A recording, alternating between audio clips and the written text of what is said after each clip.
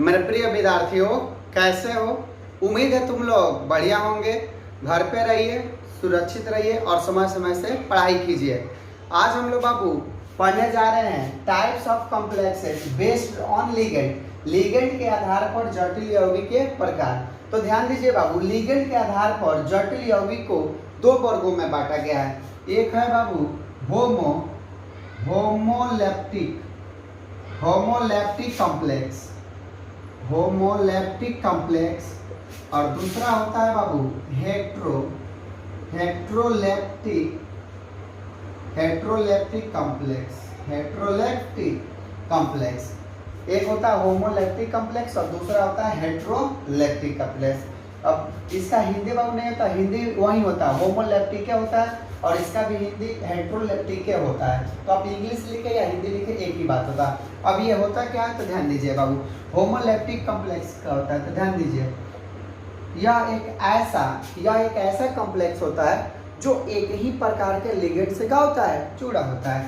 ध्यान दीजिए, वैसा कॉम्प्लेक्स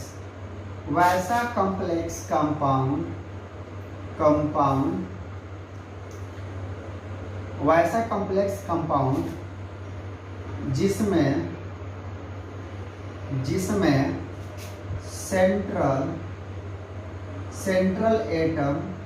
सेंट्रल एटम से एक ही प्रकार के लिगेंड जुड़ा होता है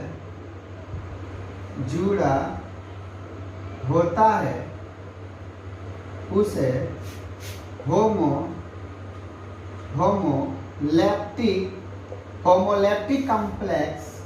होमोलैप्टिक कॉम्प्लेक्स कहते हैं। जैसे उदाहरण बाबू ध्यान दीजिए, K4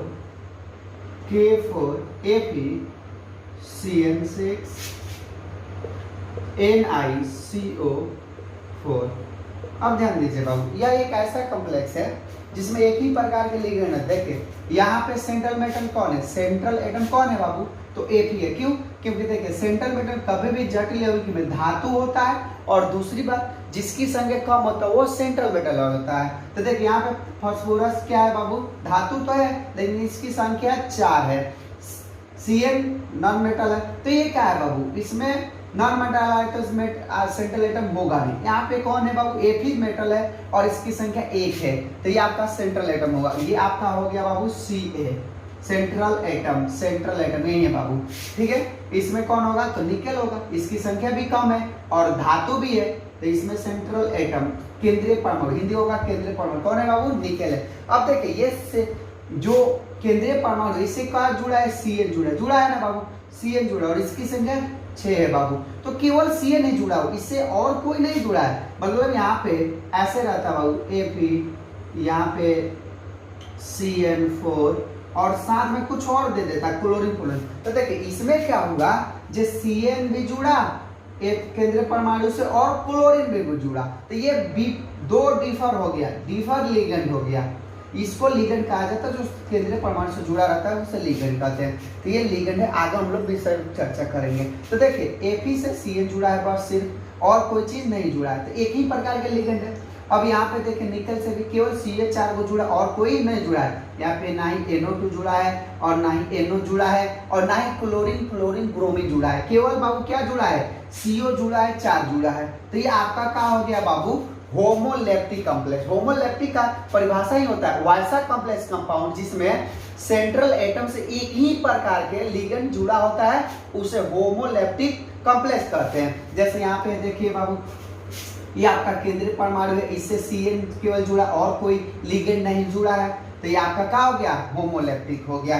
निकेल से देखिए बाबू, केवल आपका CO जुड़ा हुआ है और इसकी संख्या 4 5 कितना भी हो, जुड़ा तो केवल CO ना है। यहाँ पे अगर Cl रहता तो हम जोड़ दे, जब निकेल से CO भी जुड़ा है और Cl भी जुड़ा है। अगर NO रहता साथ में तो हम कहेंगे निकेल से CO भी जुड़ा है और NO जुड़ा है, तो ये डिफर हो जाता, लेकिन ऐसा तो इसमें है नहीं, केवल CO निकेल से जुड़ा है बाबू। तो ये आपका होगा होमोलैप्टिक कॉम्प्लेक्स। होमोलैप्टिक कॉम्प्लेक्स का परिभाषा क्लियर हो गया बाबू, वैसा लिगेंड जिसमें वैसा वैसा कॉम्प्लेक्स कंपाउंड जिसमें एक ही प्रकार के लिगेंड जुड़ा होता है सेंट्रल मेटल एटम से, वो आपका क्या होता है, होमोलैप्टिक कॉम्प्लेक्स होता है। तो क्लियर हो गया बात बाबू। चलिए आते हैं हेटेरोलैप्टिक में। अब ध्यान दीजिए, यह एक ऐसा कॉम्प्लेक्स होता है जिसमें केंद्रीय परमाणु से डिफरेंट लिगेंड जुड़े होते हैं, डिफरेंट लिगेंड जुड़े होते हैं। चलिए पहले परिभाषा फिर एग्जांपल समझते हैं। ध्यान दीजिए, वैसा कॉम्प्लेक्स कंपाउंड, वैसा कॉम्प्लेक्स कंपाउंड, ध्यान दीजिए मेरे प्यारे बच्चों, वैसा कॉम्प्लेक्स कंपाउंड जिसमें सेंट्रल मेटल एटम भी बोल सकते हो, गलत नहीं होगा, सेंट्रल मेटल एटम से विभिन्न प्रकार के लिगेंड जुड़े होते हैं,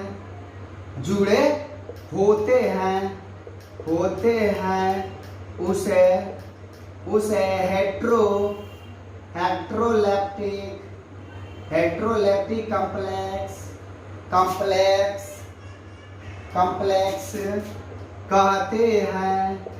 कहते हैं। जैसे एग्जांपल बाबू ध्यान दीजिए, यहाँ पे लिख देते हैं PT, उसके बाद बाबू NH3 का होल 4, फिर बाबू Cl2।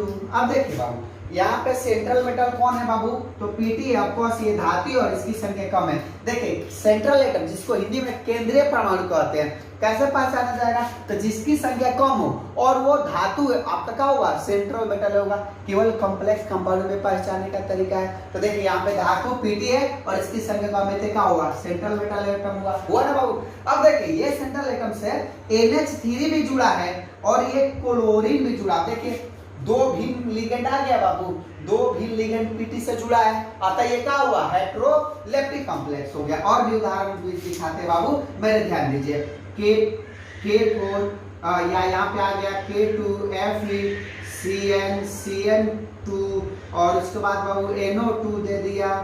देखो NO2 दे दिया, ये से देखिए Fe से Cl भी जुड़ा है और NO2 भी जुड़ा है, तो ये कैसा उदाहरण होगा बाबू मेरे, तो हेटेरोलैप्टिक होगा। तो अब क्लियर हुआ बाबू कि होमोलैप्टिक कोई पूछेगा तो बता दीजिएगा ना, कोई कहेगा हेटेरोलैप्टिक कॉम्प्लेक्स बताइए तो बता दीजिएगा ना।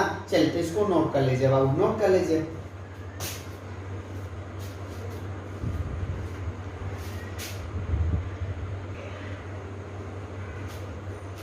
चलिए तो उतार लिए बाबू।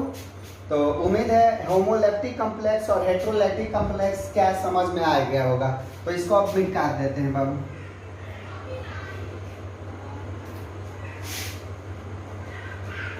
चलिए दो नोट है बाबू, ध्यान दीजिए इसको। नोट नंबर फर्स्ट ध्यान दीजिए बाबू, अगर कोई कॉम्प्लेक्स कंपाउंड हो, जटिल यौगिक हो और उसमें केंद्रीय परमाणु एक हो तो इसको कहा जाता है होमोन्यूक्लियस कॉम्प्लेक्स।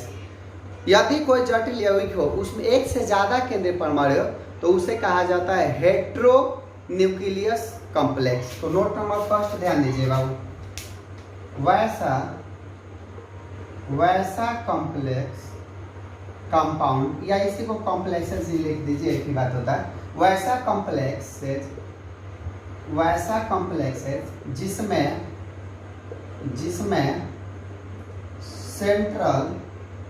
सेंट्रल एटम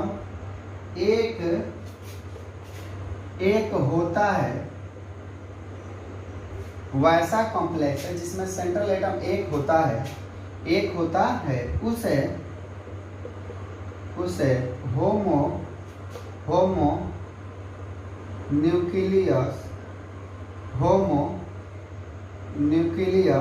कॉम्प्लेक्स कहते हैं। होमोन्यूक्लियस कॉम्प्लेक्स कहते हैं। जैसे उदाहरण बाबू ध्यान दीजिए, यहाँ पे K4 FeCl6। देखिए बाबू इसमें सेंट्रल मेटल एटम कितना है, एक ही है, एक से ज्यादा नहीं, Fe है केवल और एक दूसरा कोई मेटल नहीं है। उसके बाद आपका CO Cl2 NH3 का होल। इसमें देखिए सेंट्रल मेटल केवल कोबाल्ट है और कोई नहीं है बाबू। तो ये आपका होगा होमो न्यूक्लियस कॉम्प्लेक्स। चलिए नोट नंबर दूसरा बाबू ध्यान दीजिए, नोट नंबर दूसरा ध्यान दीजिए बाबू, वैसा कॉम्प्लेक्सेज जिसमें सेंट्रल एटम एक से अधिक होता है, एक से अधिक होता है, उसे nucleus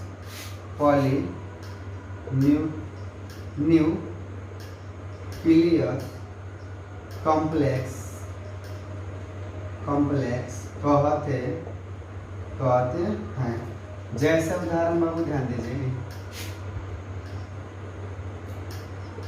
Cu whole 3 Fe, Cu का होल 3 Fe, फिर बाबू Cu का होल 3 Fe। अब देखिए बाबू इसमें सेंट्रल मेटल एटम कितना है, दो है, देखिए एक Fe, दो Fe है, तो दो केंद्रीय परमाणु हो गया, तो ये आपका हो गया पॉलीन्यूक्लियस कॉम्प्लेक्स।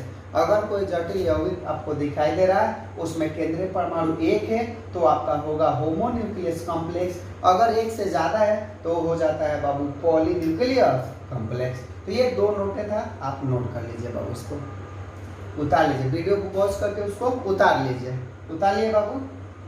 चलिए मिटा दें, 1 2 3, चलिए मिटा देते हैं बाबू, नोट कर।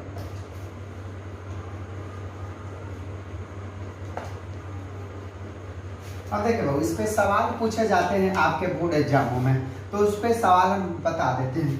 चलिए सवाल देखिए बाबू, कह दिया है, क्वेश्चन नंबर है फर्स्ट, कह दिया है निम्न में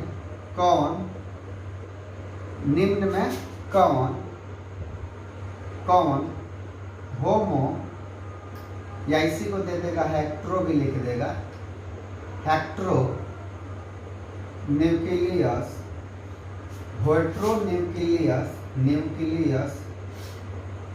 कॉम्प्लेक्स है। हेट्रो एक नंबर दे दिया आपका K4 FeCN6 दे दिया। बी नंबर ऑप्शन दे दिया आपका PtI4 -2। सी नंबर दे दिया बाबू आपका Fe, ऑप्शन है CO का होल ट्राइस, Fe, फिर बाबू CO का होल ट्राइस, उसके बाद बाबू Fe CO का होल ट्राइस दे दिया। और डी नंबर में दे दिया नॉन ऑफ दिस। आप ही बताइए और कौन होगा। पहले तो समझे हेट्रोन्यूक्लियस कॉम्प्लेक्स कौन होता है, वैसा कॉम्प्लेक्स जिसमें सेंट्रल एटम एक से ज्यादा होता है। देखिए इसमें सेंट्रल एटम एक है, इसमें भी एक है, इसमें देखिए एक से ज्यादा है, 2 है, तो आपका आंसर कौन होगा, सी, ये होगा बाबू। ठीक है, सवाल नंबर दूसरा है, नोट कीजिए बाबू, ध्यान दीजिए। दूसरा है, कह दिया है निम्न में कौन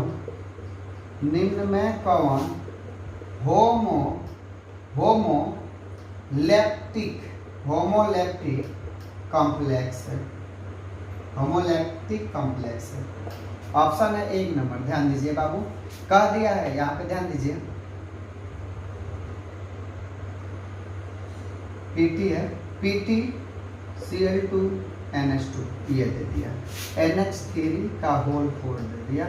बी नंबर ऑप्शन दे दिया यहाँ पे FeCl6 का -4 चार्ज। सी नंबर में दे दिया बाबू क्या, तो दे दिया आपका CO Cl2NH3 का होल 4 दे दिया। और डी नंबर ऑप्शन दे दिया बाबू क्या, तो दे दिया आपका Ag,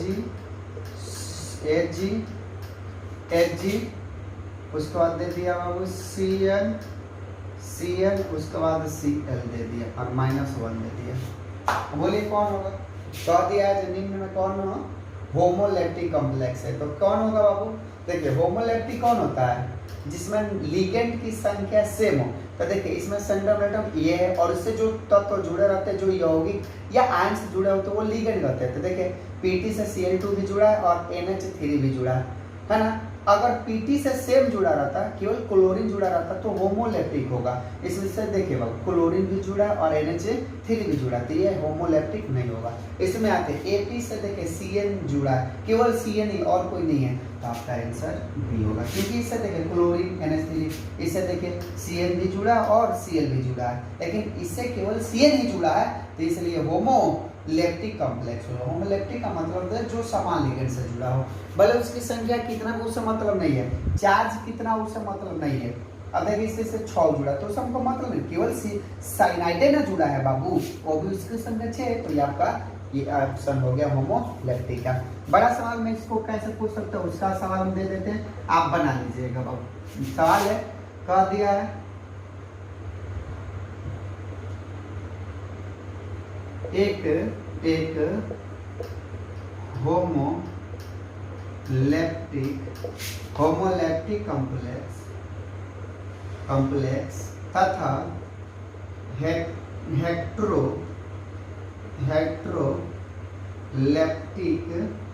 कॉम्प्लेक्स तथा हेट्रोलैप्टिक कॉम्प्लेक्स का उदाहरण